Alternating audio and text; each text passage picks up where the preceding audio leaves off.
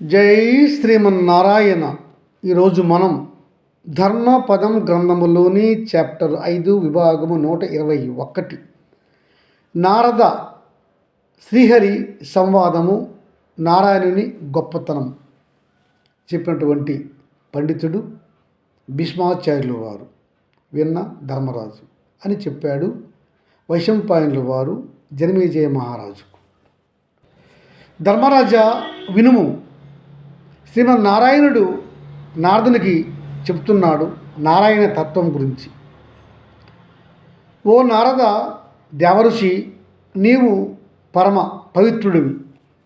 నన్ను దర్శించుకోవాలని చాలామంది ఋషులు, మునీశ్వరులు, దేవతలు ఉవ్విళ్ళూరుచూ ఉంటారు.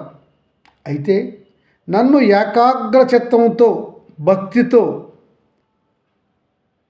ప్రార్థించేవారు, తపస్సు చేసేవారు తప్ప ఇతరులు నన్ను దర్శించుకోలేరు. నారద, నీవు ఏకాగ్ర చిత్తుడవు, నిష్కాముడువు, నిస్సంగుడివి, పరమ జ్ఞానివి. నిరంతరము నారాయణ నామ పఠనము చేస్తూ లోకాలలో శాంతిని కోరుకునేవాడివి. గనుకనే నీకు నా దర్శనము సులభంగా లభించింది. నారద, నీకు ఎటువంటి వరం కావాలో కోరుకో, నీకు ఆ వరాన్ని ప్రసాదించాలని నేను ఇచ్చగించాను. అనగా తన్మయత్నంలో ఉన్నటువంటి ఆ దేవఋషి నారదుడు, పరమేశ్వర దేవాదిదేవ శ్రీమన్నారాయణ శ్రీహరి, నిన్ను నేను నా మాంస నేత్రములతో చూస్తున్నాను, దర్శిస్తున్నాను. ఇంతకంటే నాకు ఎటువంటి కోరికలు ఉంటాయి? నాకు ఇంకా ఏమి కావాలి మహాప్రభు? నీ దివ్య రూపాన్ని నేను దర్శనం చేసుకున్న నేడు నాకు పరమ ఆనందం కలిగింది అనగా సంతోషించిన వాడైనటువంటి ఆ శ్రీమన్నారాయణుడు, ఓ భక్త మందారమ దేవఋషి వినుము, తత్వజ్ఞానం చెప్తున్నాను. క్షేత్రజ్ఞుడు, జీవుడు, వాసుదేవుడు, సంకర్షణుడు అందరూ ఒక్కటే. ఆ ఒక్కడను నేనే.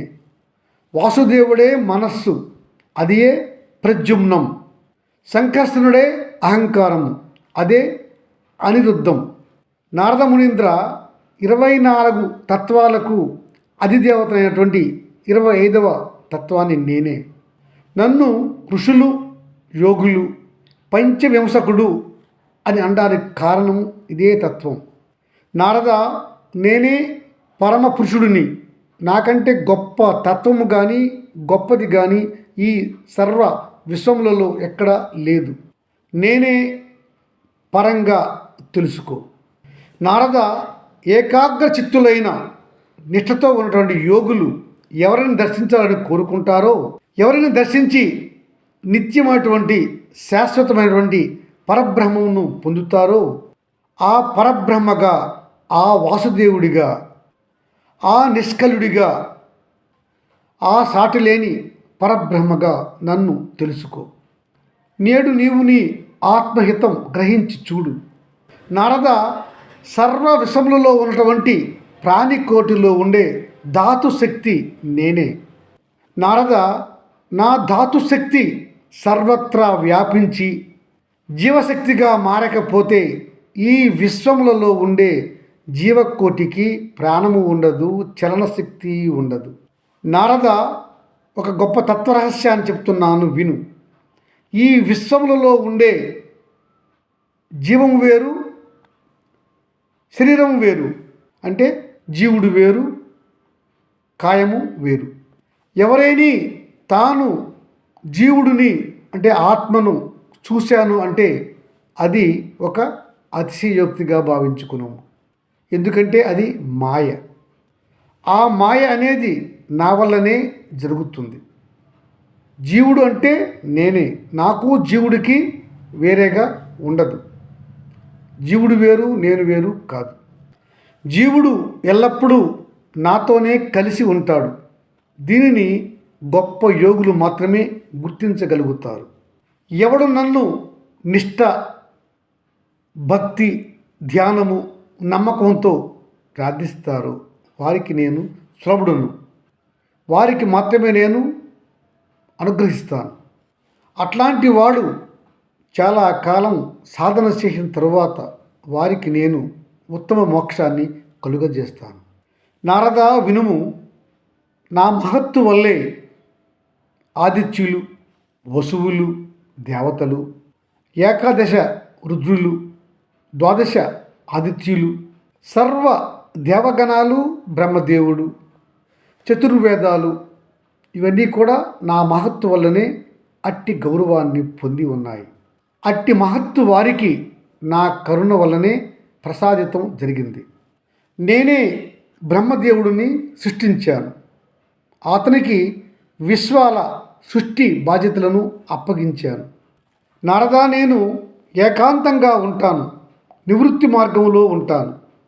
బ్రహ్మాదిగా దేవతలు, సర్వజీవులు నన్ను ప్రార్థిస్తే వారి ప్రార్థన ఫలంగా వారికి అర్హత బట్టి నేను దర్శనమిచ్చి వారి యొక్క కోరికలు తీరుస్తూ ఉంటాను. నారద మహర్షి, నీవు నాకు భక్తుడివి. నీ యందు గల నాకు ప్రీతితో చెప్తున్నాను విను. ఈ విశ్వములో ధర్మము క్షీణించినప్పుడు ధర్మ సంస్థాపన చేయడానికి గాను నేను నడుం బిగిస్తాను. నేను ఆ ధర్మ సంస్థాపనలో భాగంగానే పలు రూపాలలో అవతారాలు ఎత్తి దుర్జనులను శిక్షించి సజ్జలను రక్షిస్తూ ధర్మాన్ని భూమిపైన విశ్వంలోన సుస్థాపితం చేస్తూ ఉంటాను.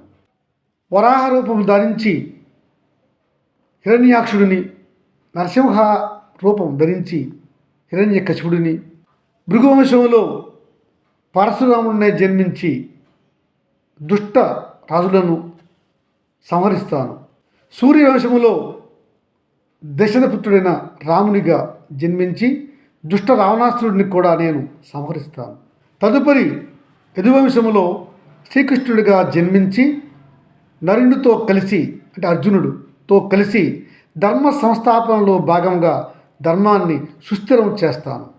భూదేవి కోరిక పైన భూమిపైన ఆనాడు ఉండే దుష్టులను సంహారం చేయించి ధర్మాన్ని కాపాడి భూమిపైన శాంతిని, ధర్మాన్ని నెలకొల్పుతాను.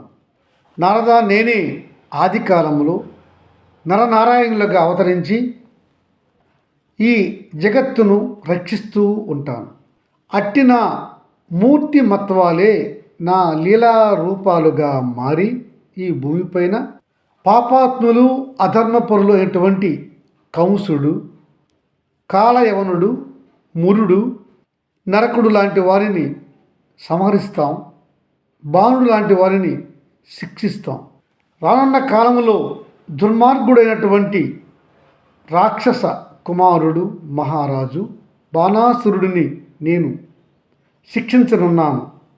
అతడిని రక్షించడానికి పరమశివుడు వచ్చినా, పరమశివునితో బాటుగా కుమారస్వామి వచ్చినా కూడా నన్ను జయించలేరు. నేను ఆ బాణాసురుడిని శిక్షించి తీరుతాను.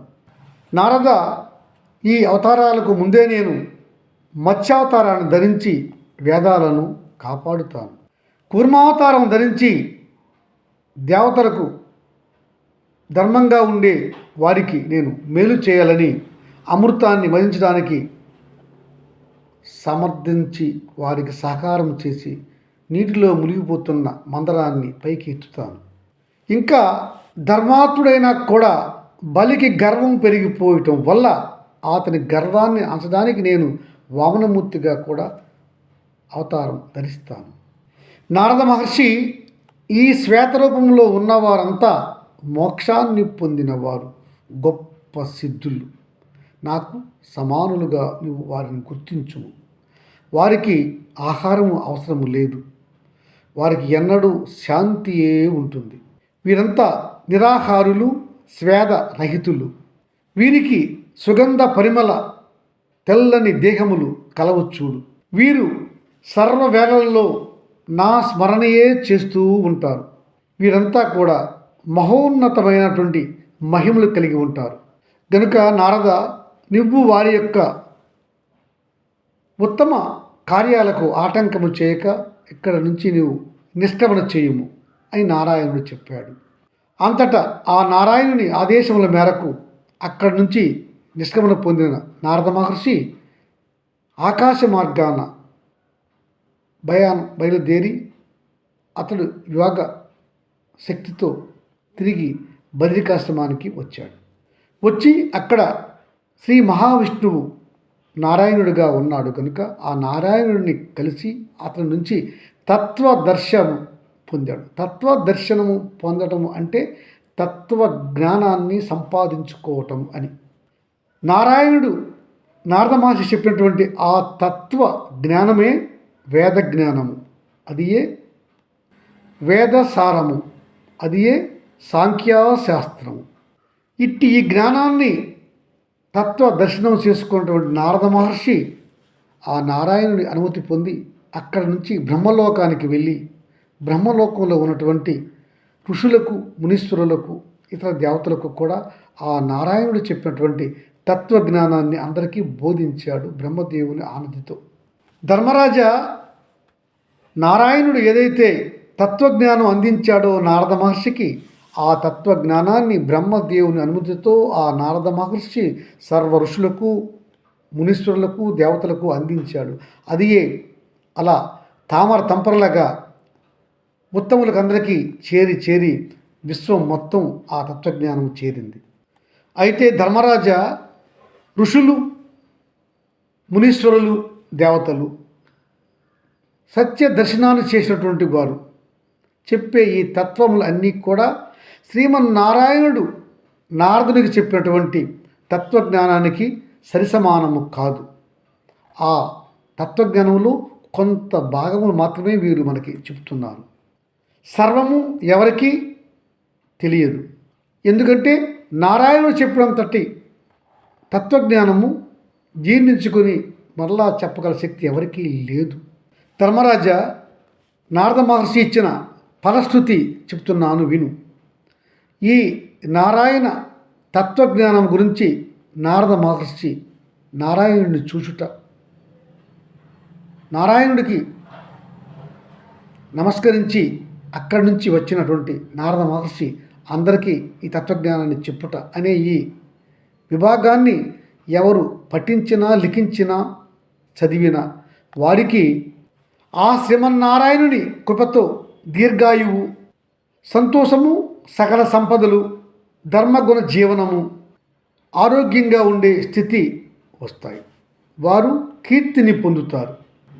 వారు మరణానంతరము సద్గతిని పొందుతారు అని భీష్మాచార్యులు వారు చెప్పగా పాండవులు, అక్కడ ఉన్న ఇతరులంతా కూడా ఆ శ్రీమన్నారాయణుని భజిస్తూ ప్రార్థిస్తూ ఉన్నారు అని చెప్తున్నాడు వైశంపాయనుల వారు. రాజా జనమేజయ మహారాజా, ఈ విషయంలో ఇంకొక విషయాన్ని మీకు చెప్తున్నాను వినండి.